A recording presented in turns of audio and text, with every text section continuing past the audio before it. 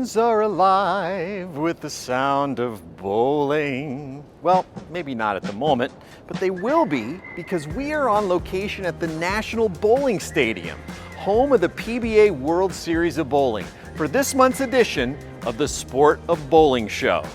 We'll be celebrating the sweet 16th birthday of the World Series, which means Tom Clark's little baby is all grown up and ready to get behind the wheel of an automobile. Where is my automobile? Automobile? Last month was also the 30th birthday of the Mecca of bowling, so we'll be celebrating that and many other stories in the bowling news. And speaking of birthdays, the USBC Open Championships is now underway for its 121st edition, and we'll be heading to Baton Rouge for an update on the biggest tournament in the sport. We'll also have an in-depth conversation with lane maintenance gurus Nick Hoagland, Eric Pierson, and John Janawicz to demystify some of the complexities of today's advanced state of oiling. And I'll also be showing you how the best bowler in the world, EJ Tackett, attacks a bowling lane from the point of view of his keen eye. It's all coming up next on this month's edition of the Sport of Bowling Show.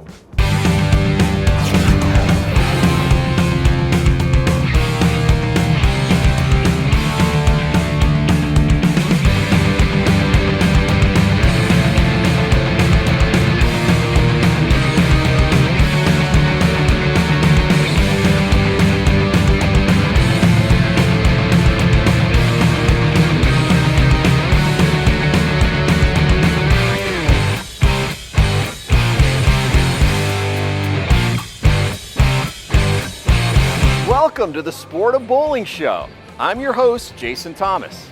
As you can see, we are coming to you from the iconic National Bowling Stadium in Reno, where the 16th edition of the PBA World Series of Bowling is underway. On this month's show, we've got some really cool guests, especially if you're interested in learning about lanes, namely how they are oiled and how to play them. We've got Nick Hoagland, Eric Pierson, and John Janawicz on the show, and we're going to go in depth on the topic of lane maintenance. You'll also be getting some advice from the best bowler in the world, EJ Tackett, on how to attack the lanes like the velociraptors in Jurassic Park. And we'll be heading out to Baton Rouge to hear from Aaron Smith about the opening of the USBC Open Championships, which got underway last week with its 121st edition. But first, let's hear from PB Atkinson with the top news in the sport of bowling from the last month.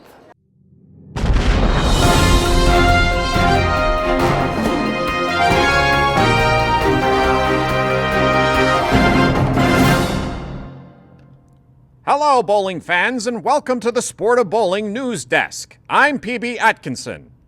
Our top story is the opening of the 121st edition of the United States Bowling Congress Open Championships Tournament at the Raising Cane's River Center in Baton Rouge. The opening day of the tournament featured a performance by a popular Louisiana jazz band, the traditional ribbon cutting, and the mass ball shot, as well as the ceremonial first ball, which was thrown by a woman for the first time in the event's history. After getting a 9 count on her shot, women now lead men in average count on the ceremonial first ball 9.0 to 6.3. How about that,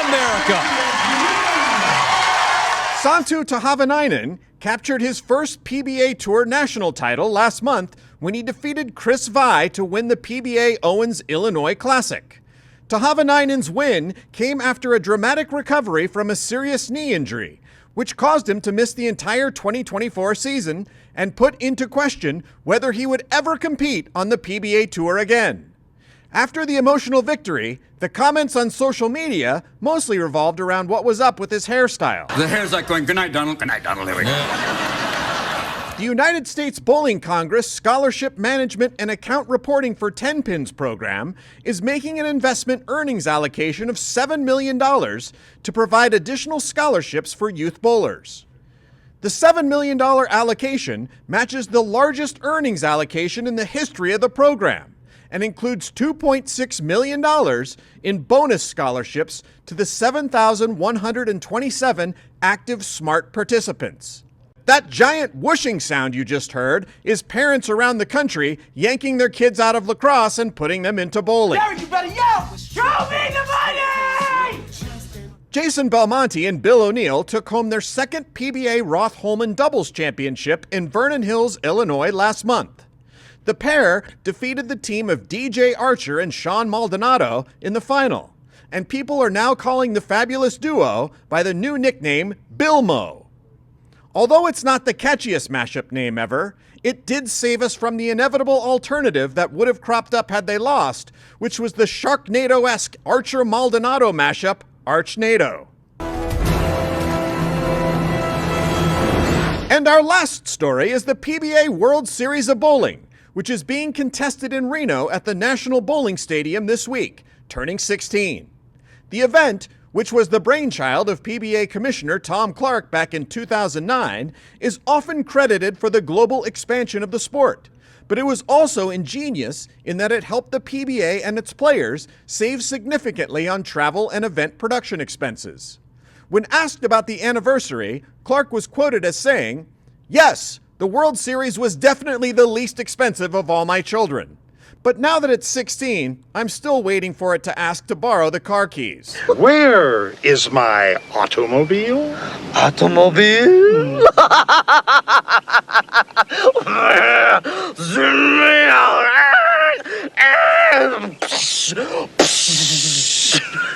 Like. And that's the bowling news. Back to you in the Bowl TV studio.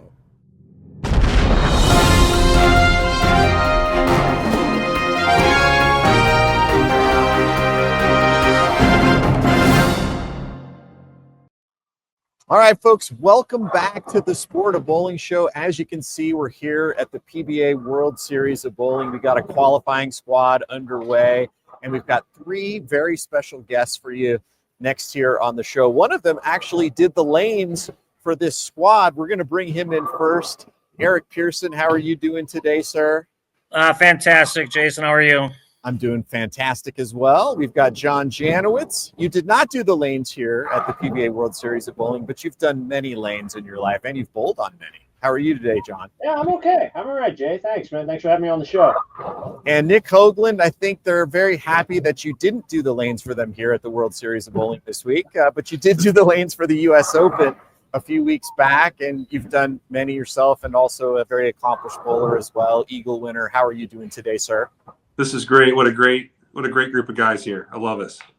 Let's just start with lane maintenance philosophies. I know, obviously these things evolve over the years, and the technology has evolved over the years. We've got a lot more volume of oil out on the lanes now, but talk a little bit individually about your pattern design philosophies, and also some of the differences between working for the PBA versus working for USBC versus working for international events, because I know you guys have all had experience in all three. Let's start with you, Eric. As far as philosophy goes, I guess I kind of take from the bowling center standpoint, as a general manager of a bowling center or the lane guy, I want to try to provide an environment for, in a perfect world, 100% of the customers that walk in my front door.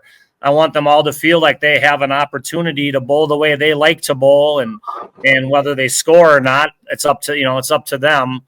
And I figure if I can give them an environment or patterns that allow them to kind of play what makes them comfortable, at least they're walking out the door at least a fairly happy customer. And I always felt like, if 25% of the customers love your conditions and they bowl great and whatever, that's good. And 25 don't care for it and the other 50 don't really care.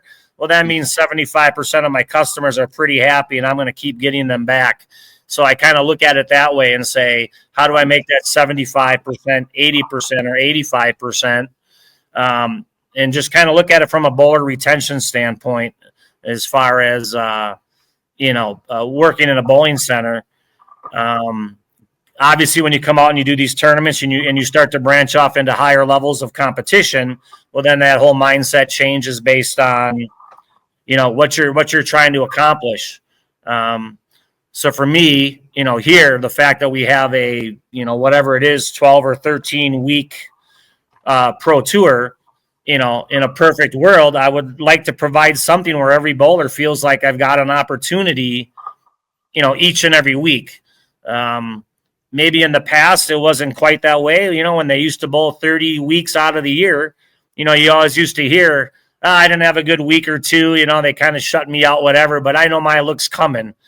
Those days are all gone. We don't have seasons where that's an opportunity. So I kind of use my bowling center philosophy a little bit here to say, we have to try to provide something, I guess, in a roundabout way to get all those things, all that equity that everybody talks about each and every week, if possible, which I don't think it is possible, but there's so many variables and things that go into it.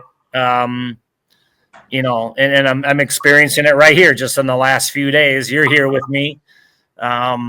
It's just getting harder and harder. So I don't really know how to sum it up more than that, but I'll pass it on to the other guys for their take. Yeah, Nick, we've got the animal patterns out this week at the World Series of Bowling. You actually designed the original animal patterns and worked for the PBA for a long time, and then obviously went on. Now are in charge of all the pattern design for USBC. How has your sort of philosophy towards how to design patterns changed over the years? Yeah, I've been able to see sort of the PBA side of the aisle and then the USBC side of the aisle, working in both organizations. Fun fact, I fought the names of the animal patterns, Jason, as you know. I liked them better as pattern A through E, which was really stupid to think that. So I'm so glad that Carol Schiller changed that. But I'd say Eric is right. It's about, who your customer is. When I did lanes on the tour, this is the early 2000s, we had 5 patterns that we used at regular events. And so you'd see those, each of those patterns call it 3 times a season, and then you'd see the majors patterns. So I even when I was doing lanes, I had a broader, longer sort of schedule than even Eric has today. For me, conditioning lanes for the men's tour is its own separate beast. It is completely different and completely unique. None of the rules apply to how those guys bowl, and they're so good. As soon as they sniff it, they score. So I'd say my pattern philosophy, not surprising, I'm more of a risk taker. I always have been. If you think back to when I worked on the PBA, running the flat pattern, the 40-foot flat at Carolier in 2003, that was my call. Run the 50-footer at the Tournament of Champions. And then as you see, occasionally at the work at USBC, we'll debut something that's out of the box, controversial, whether it's the 2023 Masters with the no oil in the gutter, or obviously the US Open pattern 4. I think it's important to try new things all the time, and I'm super supportive. Glad that USBC, Chad, and the board, allows me to do that. JJ, you've done lanes for both organizations and have sort of had the, you're one of the most well-liked guys in the industry, which is amazing considering, what you do for a living. You're making 99% of the people unhappy every week when you push that button. Got to keep those monthly checks coming in. They say good things about you do that. But as sort of the more detached observer of all this, what do you see as far as what a good pattern philosophy would be in general? Well, I think I have a different perspective too, because not just do I take care of tournaments, but also I'm at home. I have to take care of do tech support and where I help customers with their patterns. Trying to figure out okay, how do they get more 300s? How do they get their lanes to hold up better? So I get from both sides as far as helping people with house patterns and also some of the challenges of doing lanes for tournaments. And you have to continue to evolve. We've continued to watch oil patterns. In order to get them to hold up, you have to use more oil. And, as the balls continue to get stronger, we have to go longer and longer. So, you have to be open-minded enough to, continue to evolve and to try different things. At the same time, I just try to keep things kind of simple in the fact that I look at it from the fact that you try to get the taper from front to back, the right way from front to back to get to try to hopefully open up different angles if the lane surface will allow it. Obviously, like anything that we do, the lane surface will only allow so much and so many angles to play. But you try to get the front to back taper right to try to open up as many angles as you can.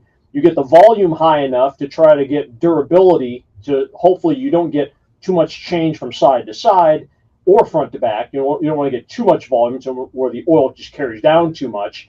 And you just try to get the ratio of oil from side to side, about right to meet the scoring pace. So, I just try to kind of compartmentalize and try to keep it simple in those regards. I just try to look at it from those three aspects when it comes to pattern design. And then, you have to just kind of custom tailor to, whatever the lane surface will allow you to do, whether, some places the gutter won't play, other places it'll always play. Some places the ball track is very defined, some places it's not. So you just try to work around the best you can with all three of those integers and, deal with the age and topography of the lane surface. So you guys all sort of hit on this this next topic in your first answer, but the question sort of, who would you prefer, or is it harder to do lanes for pros or amateurs? And I'll qualify it by saying, if they're all customers, right? Pros are the most knowledgeable customers, I think, and they're also doing it for a living.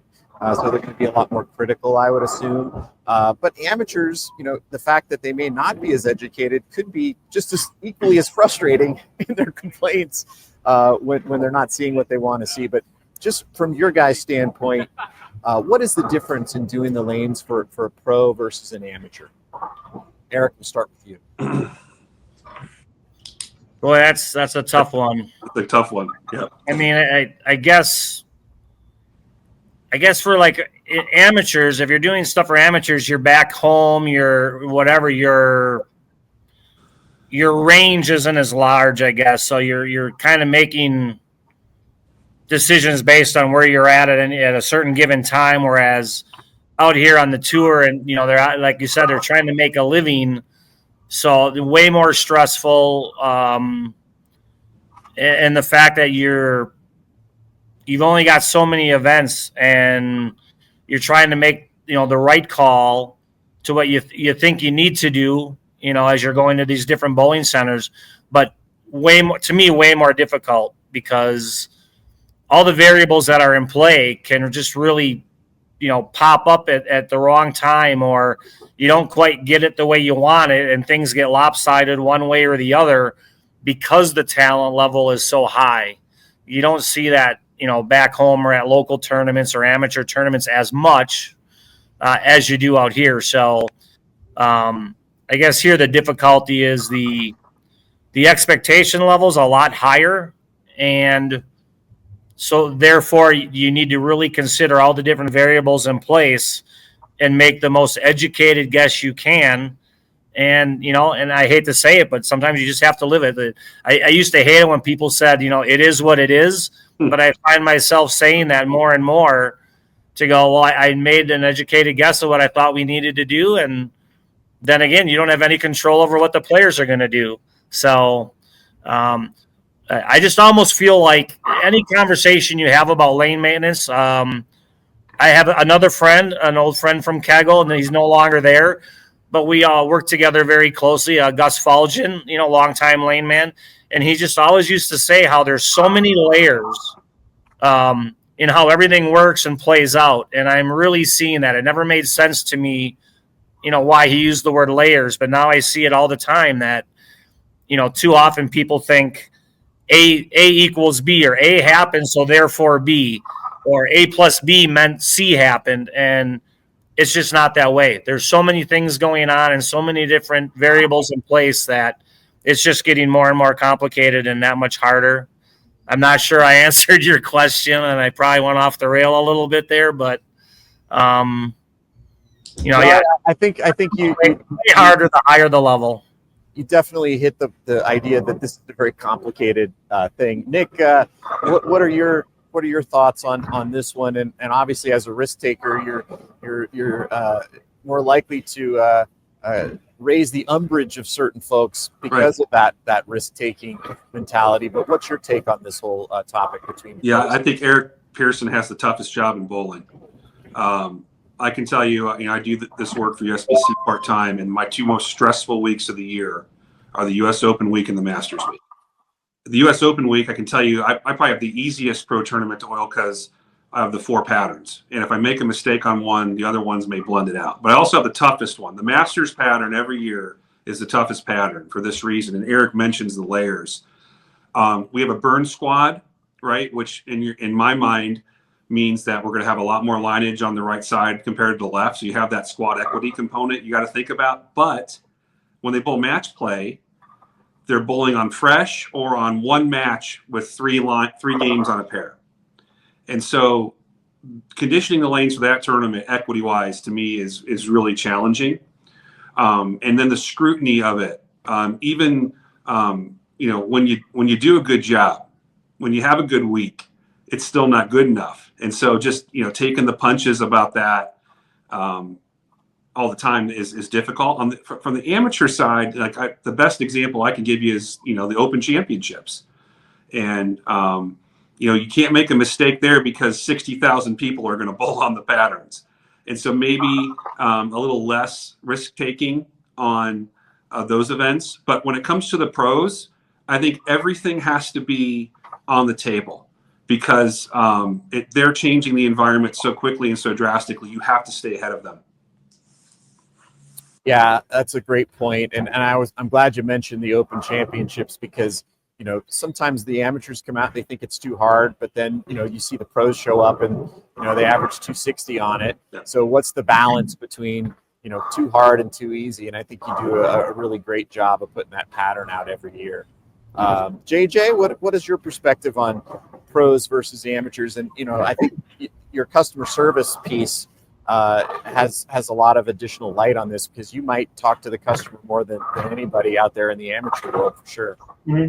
Oh yeah, I mean definitely the education part is definitely lower on the amateur side. When you're dealing with more house bowlers and mechanics and whatnot because they haven't seen the challenges of doing lanes on tour. And by far the PBA tour is the hardest to provide an equitable condition for, just because of the fact that, they create so much more change. The rev rates are so much higher, and they're so much better in the fact that, everybody's throwing it to that same 3, 4, 5 board area down the lane, and they create so much more change. And so you need more volume, and that also creates the big problem of trying to balance left-right. And, whenever you got 85% of the bowlers on one side of the lane and about 15% on the other, John Davis said it years ago, we're not playing the same game. And all you can try to do, and I thought one of the best things he said was, all you can try to do is allow both sides to have the opportunity to shoot the same score.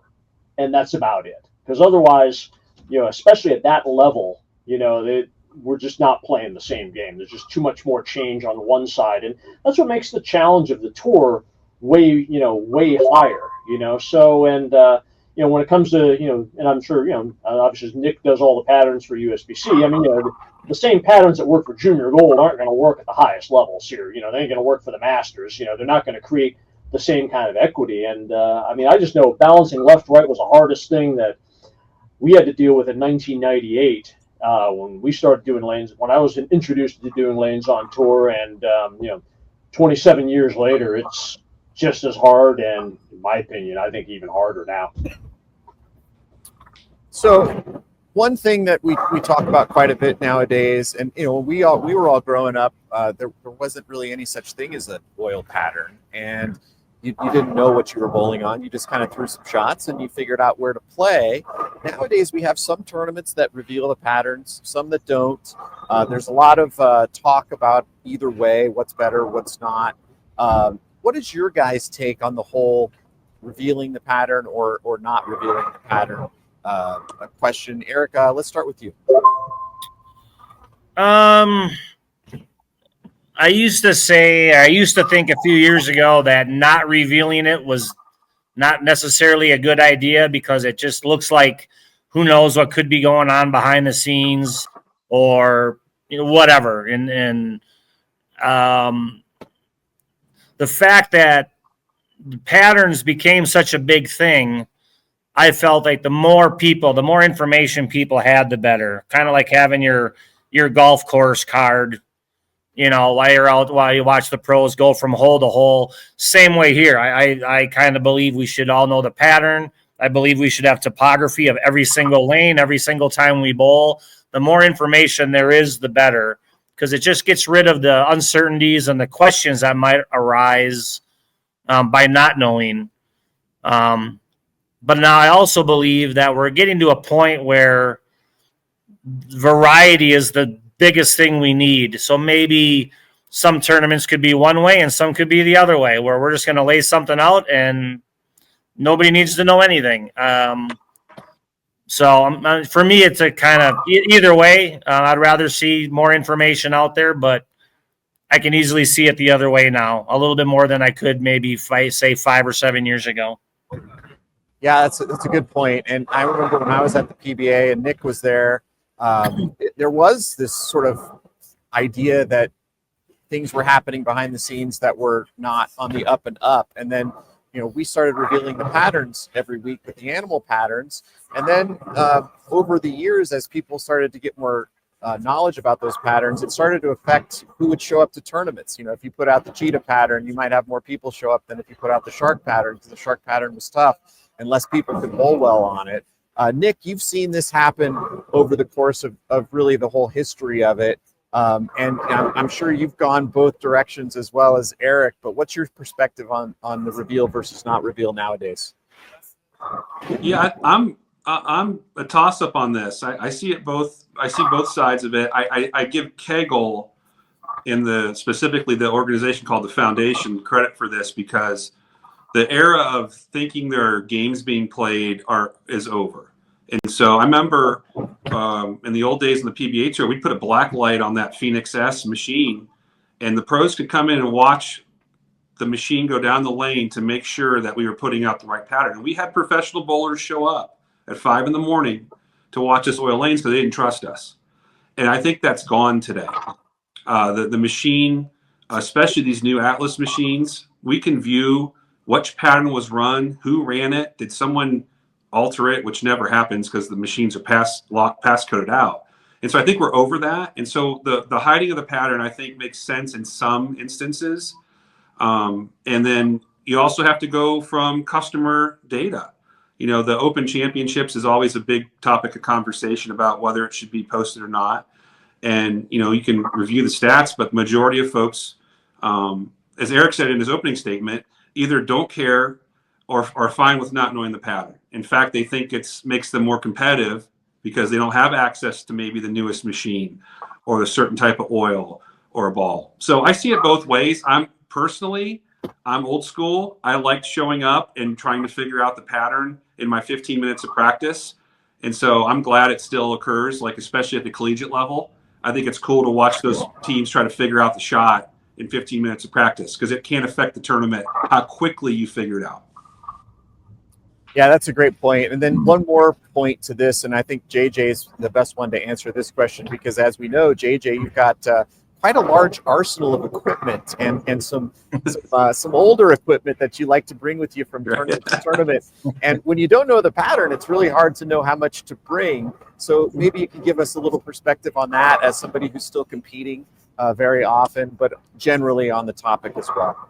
Yeah, I mean, I'm a big believer in posting the patterns. And, I think a lot of it has to do with, there's always kind of been a stigma in the past about, lane maintenance, about, you've heard it at home, the bowling proprietor, the manager's changing the shot and this and that. Well, I mean, if you kind of think about it too, I mean, if you look back at a lot of, prior to, a lot of times, the lanes were done by hand, or they were using wick machines, like Century 100s, where you had the different color shims, and, you had the phone book in the middle. But, either way, I mean, there really wasn't anything to post. There really wasn't a, pattern, so to speak. There wasn't any real data. Well, when John Davis came out with the sanction machine, in the late 1980s, that's really was kind of one of the first machines where it actually put a actual pattern out and something that you could actually measure, and I was actually kind of one of those people too. I used to think, yeah, maybe they are changing them on the PBA tour, but then when I, started to work for Kegel, I saw the protocols that were in place. I saw the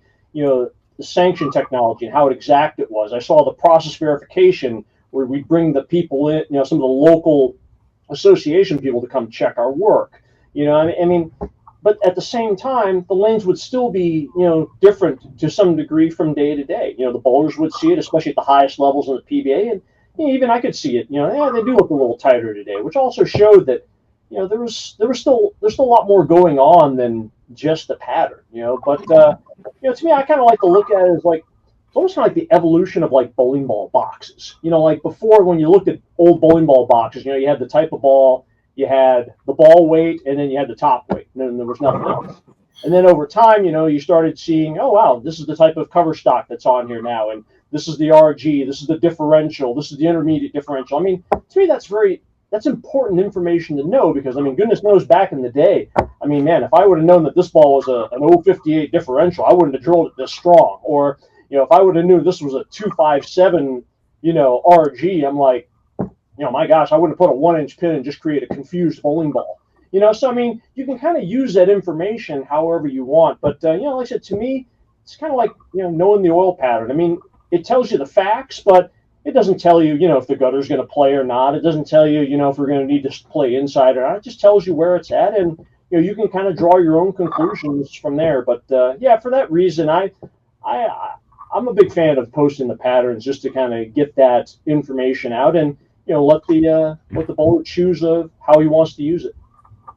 I love that answer, JJ, and it sort of leads us to our last topic, which is, what would your best advice be for bowlers in terms of understanding lane maintenance and how to get the most out of their own games with respect to that area of the sport? Eric, let's start with you.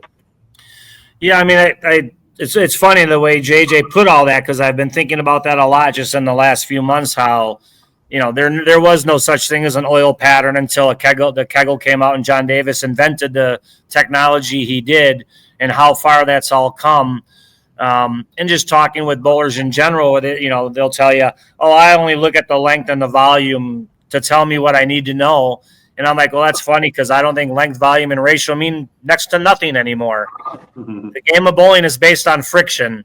So whether it's, lack of oil giving you friction, or lane topography and slope giving you friction, or what I'm watching right now, taking Abralon pads and sandpaper and just roughing the bowling balls up to an unbelievable amount of surface, creating the friction.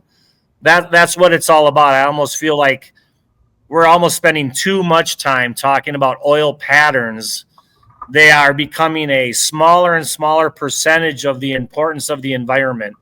It's everything all together, all wrapped up in one big package for what the bowler needs to do to knock pins down and throw their score.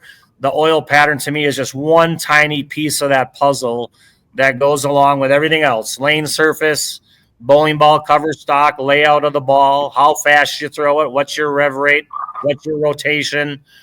I think bowlers need to learn all of that, all wrapped together, and not just put so much emphasis on the pattern itself. So I'm looking to do a little bit more than that and get into more detail than that, maybe down the road with my own thing back home. So I'll leave it at that. Okay, Nick, I think out of all of these guys on the show, when people see your name attached to the pattern design, you strike fear into the hearts of more people than anybody. Do you feel like you're able to affect, get into the head of the player with the pattern? And if so, what's your advice to them on how to play them in the best possible way? Yeah, I think so. I don't think I'm doing it for that reason. However, I'm trying to look at the end result of what I'm trying to accomplish from a ball reaction standpoint or an equity standpoint. And sometimes the graph looks funny, right? That's just how it ends up being. But I will say, to Eric's point, and to tie back into the conversation about hiding the pattern or not. Take out the PBA. Let's use junior gold as an example. Our goal is to try to get folks to be more educated about what we would call the system of bowling. And that's everything from the surface to the ball, to the layout, and the oil pattern. And so not releasing the oil pattern to me is a great way to showcase the opportunity for education, especially for younger bowlers. And so my advice always to junior gold families or folks that talk to me is that they can't see the pattern, but at a tournament where they do, it's like, don't look at the pattern. Go out and throw your ball, right? Throw your benchmark ball at the first arrow, at the second arrow, at the third arrow, and then adjust to that. Because I think the people get so caught up in the graph and they go, oh, it's the cheetah, it's got to play on the gutter. Well, what if that machine's not calibrated properly? What if the back ends aren't clean? What if the topography doesn't allow you to play on the gutter and the ball doesn't hook? Then they start blaming the lane machine or the lane man didn't put out the right pattern. So I think the graph can hurt you in certain circumstances. And so my advice is no matter what the graph looks like, don't freak out. Go throw the ball. Use your practice session and use it effectively to learn about how to make adjustments. It's a great point. And, I'm glad that JJ are going to go last year because you actually bowled on Nick's patterns at the US Open recently and made the cut to match play. And I know anytime you talk about how to read a graph, everybody's listening. What is your best advice for bowlers on how to play patterns? I mean, like I said, I pay very close attention to that. I mean, obviously it's because it's what I do for a living. But, I mean, like anything, the more you see certain things, certain patterns, no pun intended, but, you start seeing certain things over and over again. You start seeing trends. And, they're not absolutes, but I think, when you start seeing certain pattern designs, when you start, just like the same with bowling balls, when you start seeing, higher RG balls, I mean, that they tend to have a little bit more, they tend to do a little bit more on the back end, if they do anything at all on the back end, it's going to be all back there. I mean, you see certain cover stocks, they're going to tend to be earlier, compared to another cover stock in a given ball company. Well, I think it's kind of the same thing with oil patterns. You see certain trends, you kind of have an idea of where your ball is going to need to be down the lane, but, just kind of like what Nick was saying, though. I mean, especially when you're dealing with other machines and different house machines, if they're not maintained, that cheetah might not be the cheetah. It might be a little more jaguar, or something, some other cat, So, but you have to be flexible enough to be able to, go, okay, I'm going in practice session here, and this is not what I think it should be. You have to go off of what your ball reaction says, no matter what. I use all the pattern information, the lane surface information, and everything I know from a bowling ball standpoint to at least start with a, all right, this is the game plan, this is the starting point. But if the starting point doesn't, match with what you're actually seeing in your ball motion, you've got to hit the abort button and go, okay, I just got to, if that means I got to get away from this zone, or, I got to use more angle, even though, historically, this pattern design makes me go straighter. You have to be open-minded enough where you just can't be so stubborn thinking, I have to play here, or I have to play this zone, or whatnot. You have to be able to, abandon ship if, the game plan you came out with, doesn't work. All right, guys. Well, I think the fact I said JJ was somebody everybody loves. I think all three of you guys are folks that everybody in this industry really respects and loves and have so much integrity. So thank you guys so much for all you do. I really appreciate you taking the time to come on the show today and sharing your insights on this really important topic of lane maintenance. And I will see you all three down the road. Thank you. See ya. Take care. Good day. Those are three of the smartest individuals in the sport in lane maintenance. I'd like to thank them once again for taking the time for coming on the Sport of Bowling show here today. And we're not done talking about lane play. In fact, we've got the best bowler in the world, EJ Tackett, coming up next, talking about his best tips on how to play the lanes to attack them like the velociraptors in Jurassic Park. It's Bowling Explained coming up next.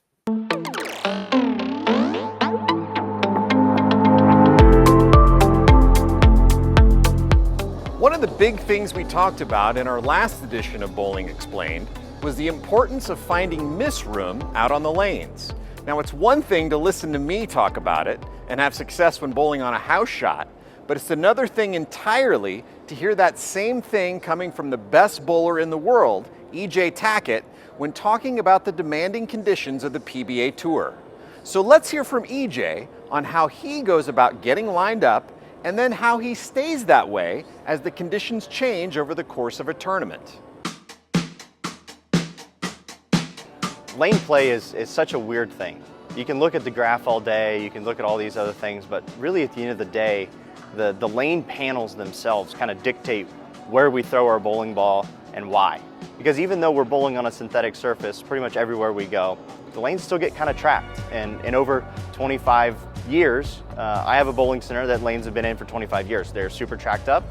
Kind of doesn't matter what pattern we put out, you kind of get to the same spot every single time. So I think the bowling center itself has a lot more to do with how we play the lanes than the pattern itself. It's a challenge every single bowling center we go to of trying to figure out where that is, if there is hook, where it is, and how to get to it properly. So that practice session is super important to throw some different bowling balls to try to figure out which bowling balls get to that track the easiest and which bowling balls stop going right in that track the correct way. Well, optimally, we're looking for both ways of miss, but depending on the pattern that we're on, might dictate which way I would lean to more. Typically for me, the longer the pattern gets, the more hold I'm looking for. The shorter the pattern gets, the more I need my ball to hook when I throw it right, more so than the hold. The hold will develop, and again on the long patterns, the hook will develop too. So, and it kind of changes as the pattern develops too. On a long pattern at the beginning, I'm looking for hold. At the end, I might be looking for hook, and then vice versa on a shorter pattern. So there's things that you can do. Obviously, if I'm trying to miss, if my miss is left, I can kind of close my hips down a little bit at address, and then vice versa. If I need my ball to get right, I can kind of open myself up at address. So, I do that kind of stuff all the time, especially when you get down like in a 10th frame and you're on a fill ball or you got a good game. It's like, okay, how do I eliminate getting 4 and just make sure that I get 8, 9, or 10? I would say that there's probably never an instance where you have 0 miss room, just because of the bowling equipment, the rev rate that a lot of guys create, myself included. But sometimes it definitely feels like we have nothing. There's some patterns that we bowl on, the flat patterns at the US Open and stuff, where your miss room is small, but it's not that you don't have any.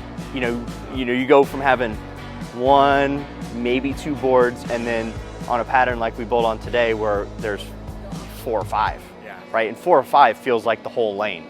So, yeah, we certainly feel like we have no room, but I don't think that's ever actually the case.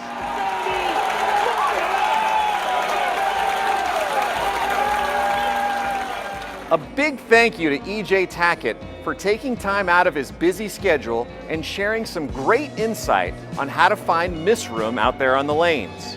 Of course, EJ is one of the most physically talented bowlers we've ever seen in the sport, but that physical talent only takes you so far, especially in today's technologically advanced game, where the conditions are changing so rapidly and there are so many options to choose from. But if you take nothing else from this tip, listen to EJ when he says it's very rare that you never have any miss room. If you don't, especially if you're not bowling in the US Open, keep an open mind and keep searching until you find it.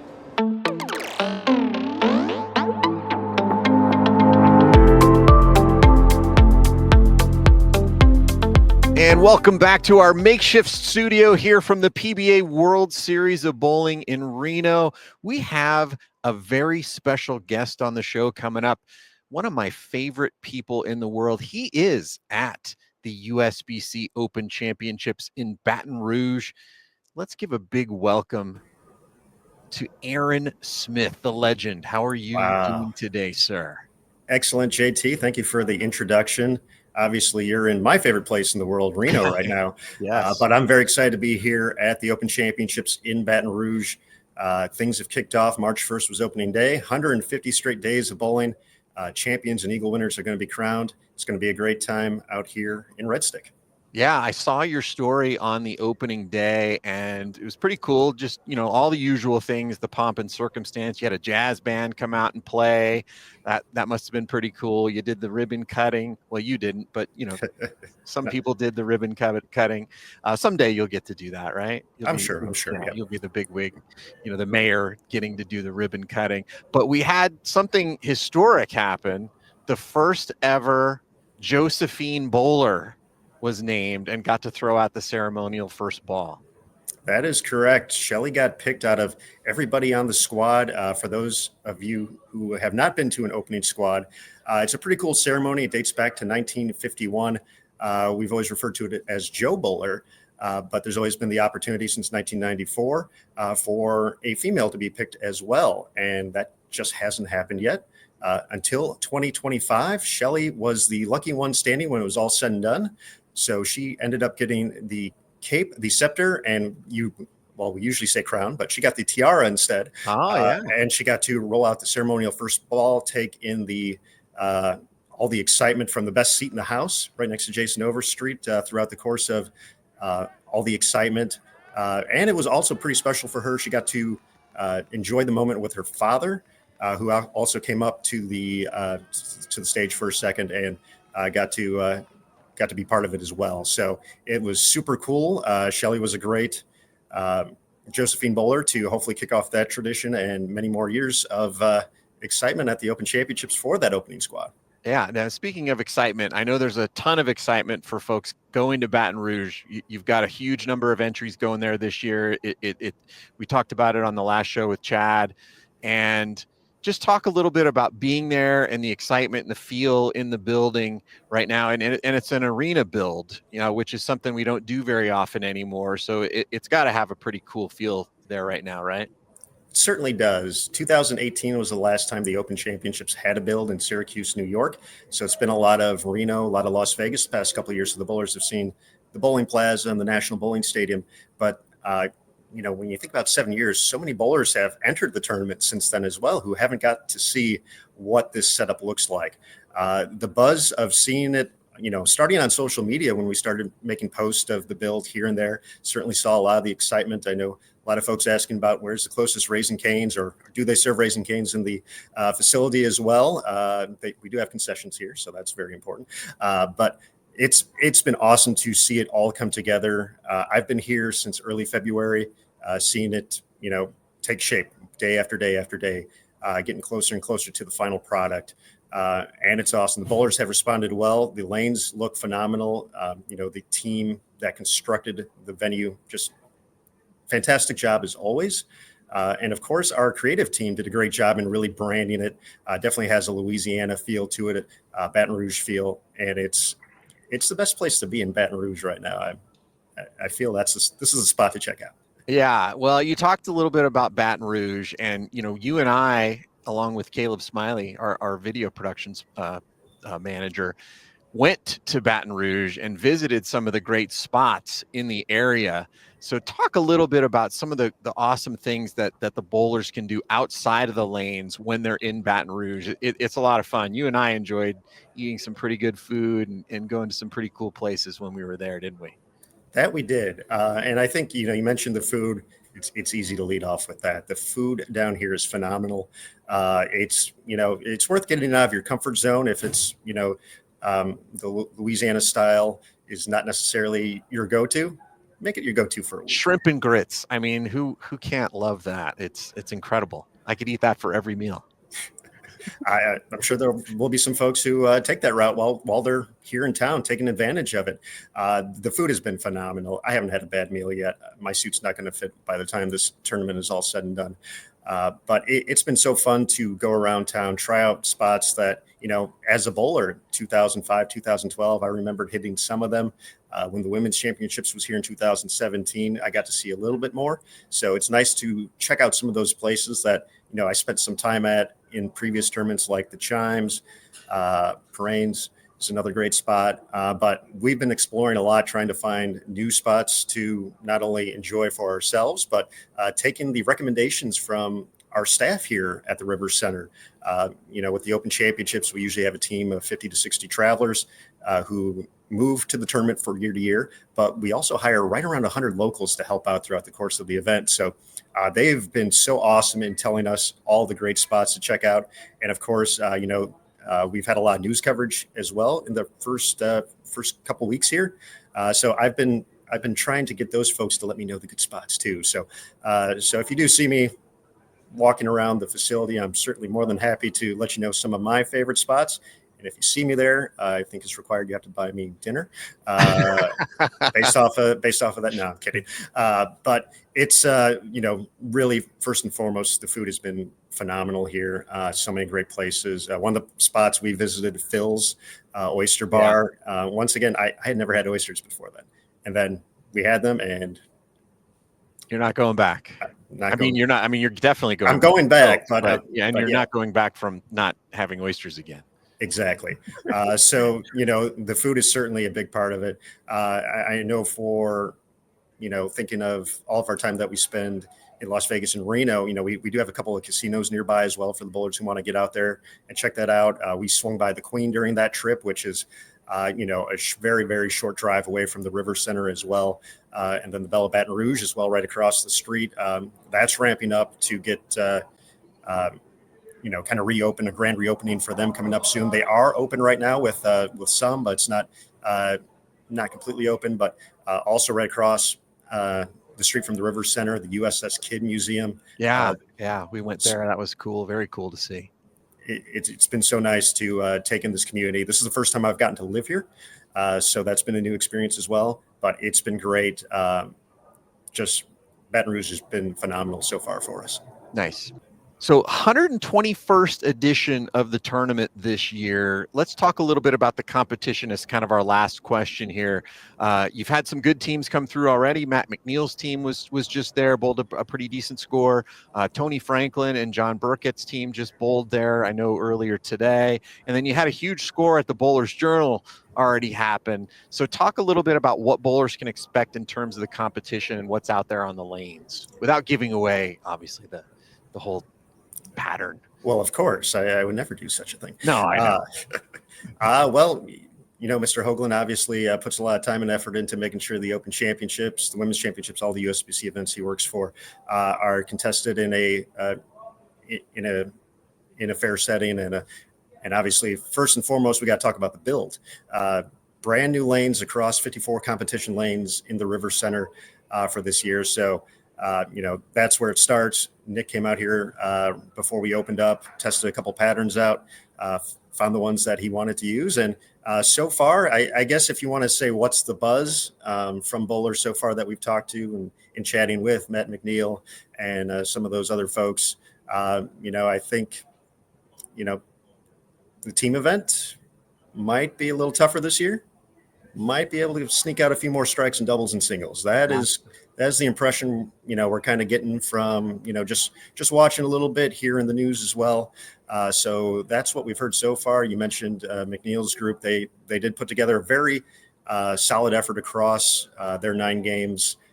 They took the regular team lead at the time, going 80 over. And then as a team for team all events, they went 537 over. Oh, wow. So definitely a strong number to give everyone, something to shoot at. Where it ends up when it's all said and done, that's the fun part for us and them, is to see where when it's all said and done, where that sits in the standings. Bowling the first week, typically you don't see too many scores come out of the first week, but it has happened certainly in the past. Most recently, our last build in Syracuse, S&B Pro Shop, posted the winning score in regular team in the first week, so you never know. Yeah. But yeah. you mentioned the Bowlers Journal as well, which is taking place off campus here, not at the River Center. It's at All Star Lanes, so about a 15-minute drive or so. That's where the team practice sessions are being held as well. And part of McNeil's group, John Rakoski, who is a PBA 50 Tour champion, the 2024 Senior Masters champion, and an Eagle winner here at the Open Championships. We get texts all the time throughout the course of the tournament. Hey, this happened, this happened, this happened. I was not expecting the 11 o'clock text that I got just a couple days ago.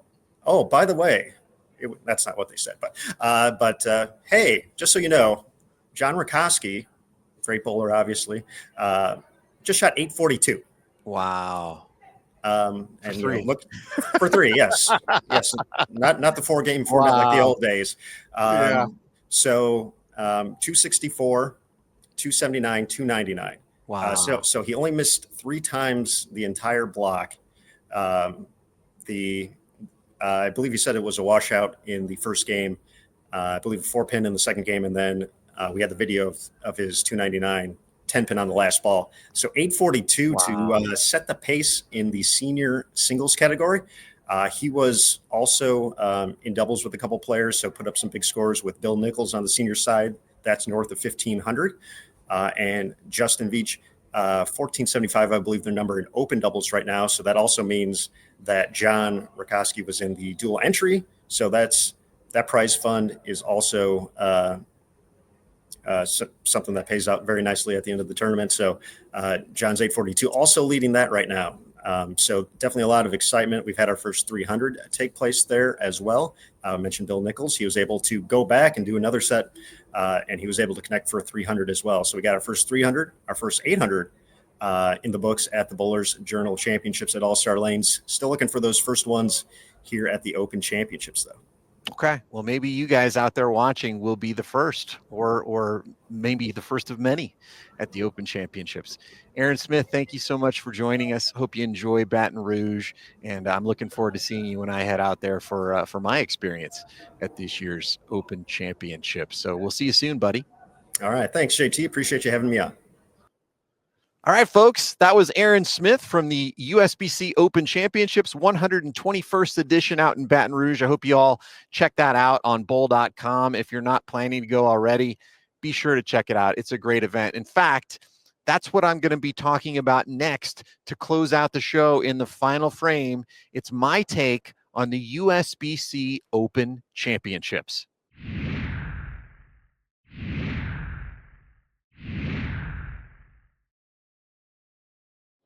As a young, arrogant, high-average competitive bowler, the USBC Open Championships was not a tournament that I ever wanted to bowl in. I thought it wasn't a great event because you didn't get practice before your competition started, that everything depended on what squad you were on, and that there weren't enough games to determine who the best bowler was. When I bowled the tournament for the first time about 12 years ago, I realized that I couldn't have been more wrong. Of course, by then, most of my complaints about the tournament had been addressed, not to mention the fact that the kinds of tournaments I wanted to bowl in back then already existed. They were called PBA events. But what I realized was that the event isn't about all of the things I thought it was about. It is about the experience. The first time I bowled it was with a group of good friends right here in Reno at the National Bowling Stadium. I'd been to the stadium many times over the years, either to bowl PBA tournaments or to cover events when I was working for the PBA. But the entire experience of being here, the way the stadium looked, the weighing of the bowling balls in the locker room, seeing all the other bowlers on my squad receiving awards for their accomplishments or participation, it had the effect of making me feel something I hadn't felt in bowling in a long time: nerves. I cared about how I bowled because I knew this was going to be part of my record for the history of the event, and it meant something. As I learned more about the event, I learned how much it has meant to the people who have bowled it. I grew up in the same area as the great Glenn Allison. The first time I made a junior amateur tour top 5 finals was at La Habra 300 Bowl, and the finals was on the pair of lanes where he bowled his 900 series. I remember I was so nervous bowling on those lanes, I was afraid I'd mess them up somehow. I had the privilege of bowling on Glenn's team in a scratch league a few years later at Valley View Lanes in Garden Grove, California. He always spoke with reverence about his annual trip to the Open Championships. And out of all of his accomplishments, continuing to compete there was of utmost importance to him. Last year, he broke the all-time record for number of years of participation in the event with his 72nd appearance. Imagine that, 72 years of doing something, every year without fail.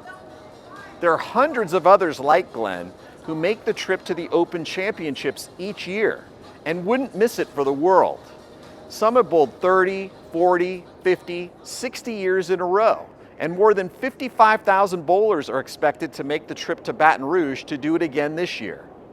When you talk to some of the longtime bowlers of the event with their teammates, they can rattle off endless stories of how they bowled, or where they went to dinner after they bowled, or the year it was in Mobile, Alabama, or Las Vegas, or El Paso, or right here in Reno. And it is those good times that keep people coming back just as much as the bowling. I'm never going to be able to catch Glenn Allison's record of 72 Open Championships appearances, which is okay. But I do wish I would have been a little more open-minded about it when I was younger, and that I'd had a few more experiences, made a few more friends, and made a few more great memories from it, because that is what life is all about. If you've never had a chance to compete in the tournament, do it. I promise you won't regret it. Thanks for watching our show. Until next time, may you fill every frame.